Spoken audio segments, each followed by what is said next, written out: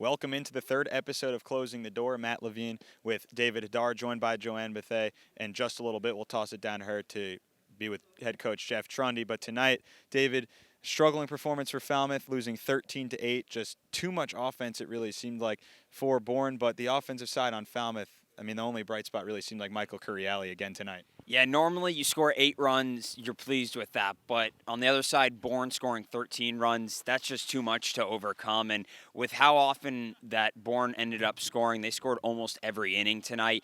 It's so tough to combat that. And these bats are just so dangerous. And the pitching just wasn't there as much tonight for the Commodores. Now the Falmouth has scored at least 7 runs each night, but they're now 1-1-1 on the season. So definitely some things that have to get cleaned up on the defensive side, not just the pitching, but there are also 2 more errors tonight, and I feel like that's something that we're highlighting way too much is just 6 combined errors now through 3 games, so 2 errors per game they're averaging, and those have led to some runs that in the end, cost them this game.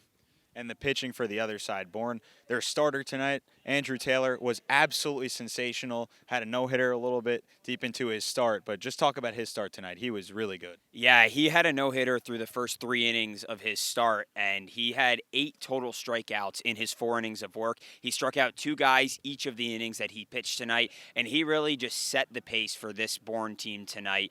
Obviously, as the pitcher, he's not contributing anything to the offensive side, but by taking that no-hitter through the first 3 and a third innings and then continuing to be dominant from then on out, he just helped set the tone, and the bats for Falmouth couldn't come alive until he came out of the game. Once he came out, things changed a little bit, but it was just too little too late for the Commodores. They scored 5 runs in the 5th, but couldn't get any closer in the to cut into the deficit, and then Bourne pulled it back out, and that brought us to 13-8. And we saw 7 runs on opening night for this Falmouth team result in a tie. On Monday night in the second game, 8 runs results in a win. Tonight, 8 runs results in a loss. Just talk about the differences that we've seen every night, and also just baseball being it's just being baseball. I mean, we see that every day, a win, loss, and a tie, and scoring virtually the same amount of runs, but just different results every time. Yeah, it definitely is different results. And, we've talked about it on the broadcast. All teams are still learning one another, and they're still trying to figure out guys. Guys are still arriving with their college seasons ending, and, not too many more guys left to come on any of the teams, but there are certainly still a few. So you're still figuring things out. You're still trying to learn the guys you have.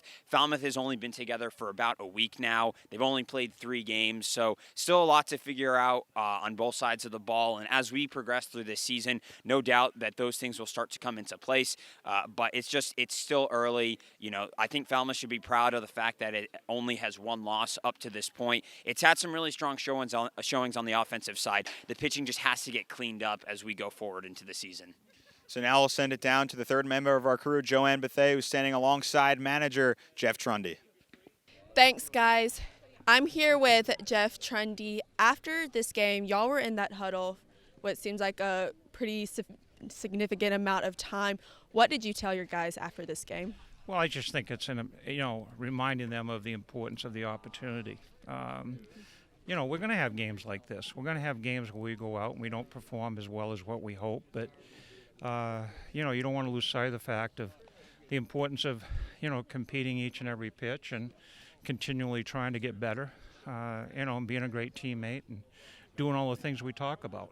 Sometimes, the road's going to get a little rocky, but, you got to keep doing the things that are going to allow you to become a better player, doing the things that will allow you to be the best teammate you can be, and in the long run, that's going to pay off.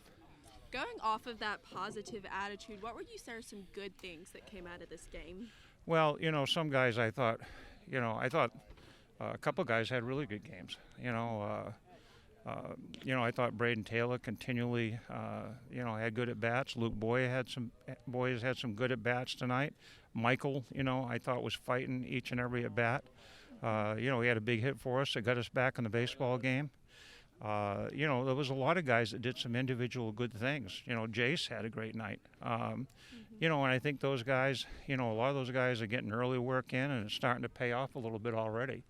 So, I think that becomes contagious. They see guys working, other guys see guys working and putting that kind of work in and seeing the improvements that are taking place, and all of a sudden they start saying, well, maybe I need to do that a little bit more too. So, there was some good individual performances. We just got to get a little bit more consistent, and we got ourselves behind early, and that was hard. And nobody, on the mound is trying to give runs up, but those things are going to happen sometimes. That's a great mindset to have, Coach.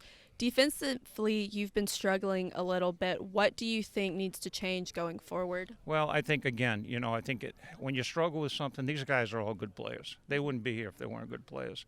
And I think when you're struggling with something, it's sometimes just doing some early work, improving your footwork, improving what you do defensively. Lots of times comes down to footwork.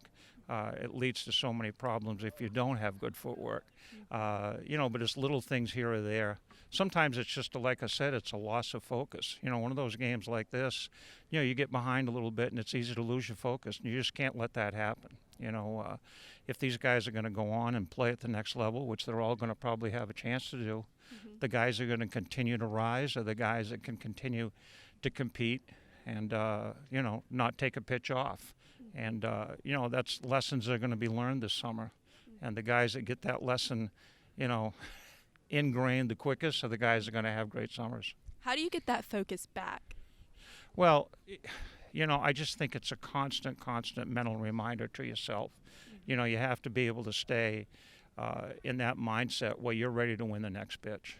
And if you're not, if your mind all of a sudden is somewhere where it shouldn't be, well, then you got to find a way to regroup. And it has to be done quickly. Sometimes people say baseball seems a little boring. Not for me, but some people may say that. But there's a lot that takes place between pitches. And certainly one of the things that takes place is as a baseball player, you have to remind yourself, what am I going to do the next pitch to allow me to win the next pitch? Whether I'm on defense, whether I'm at the bat, whether I'm on the mound, those things have to be constantly going through your mind.